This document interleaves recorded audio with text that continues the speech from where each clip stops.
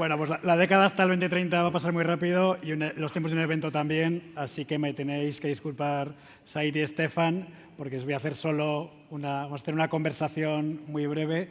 Habéis hablado de los aspectos ambientales del Green New Deal, pero han mencionado Saïd, y yo creo que es importante, también otra propuesta desde la Comisión Europea, de la propuesta de proteger the European Way of Life, nuestra forma de vida.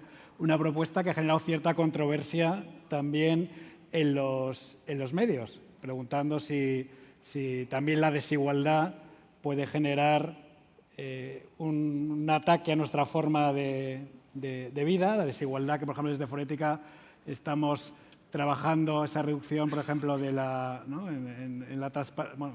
trabajo en la transparencia de la brecha salarial de género, que ha entrado en la legislación en España, o reducir la desigualdad que puede suponer una brecha en que los jóvenes no encuentren empleo, como decía Raúl, o a lo mejor, bueno, pues ese sentimiento también que genera controversia de la migración que viene a Europa y que necesita también ser integrada.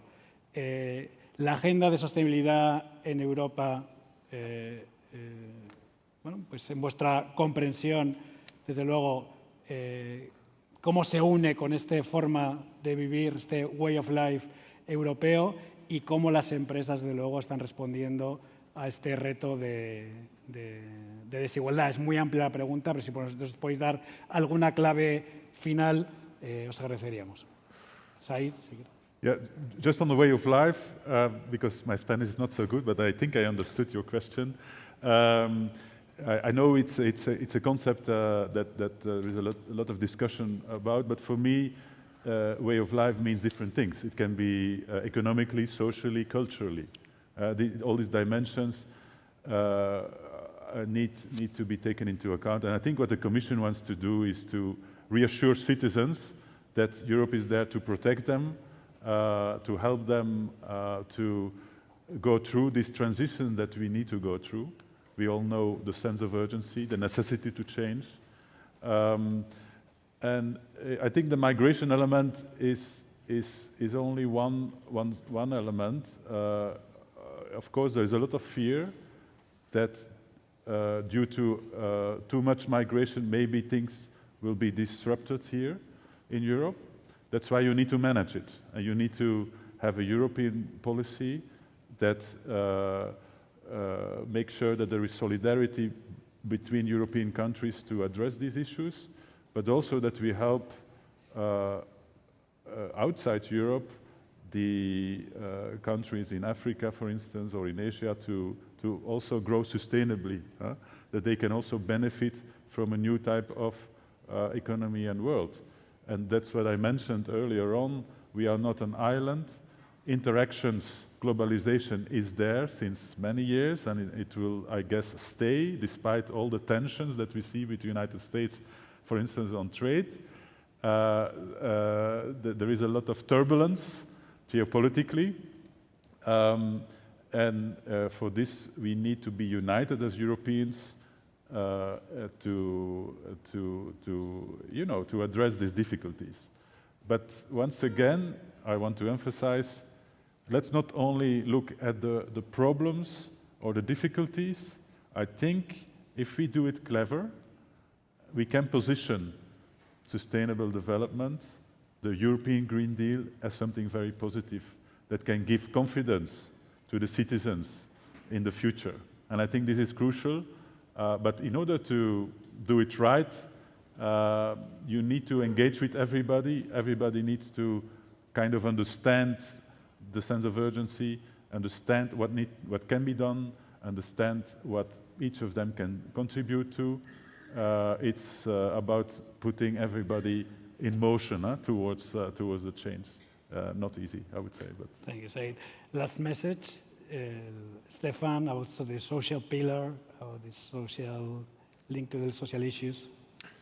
Yeah, I will link it now because you made me think about this way of life, this European way of life. But I link the social issues to that, I think, because there was a lot of consternation about when it was announced, this European way of life, in the press and in the...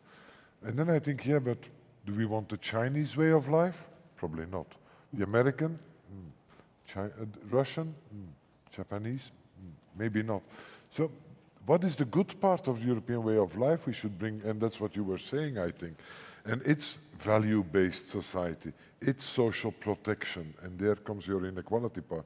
It's strong democratic institutions. Yep. We see in England with the High Court. It works.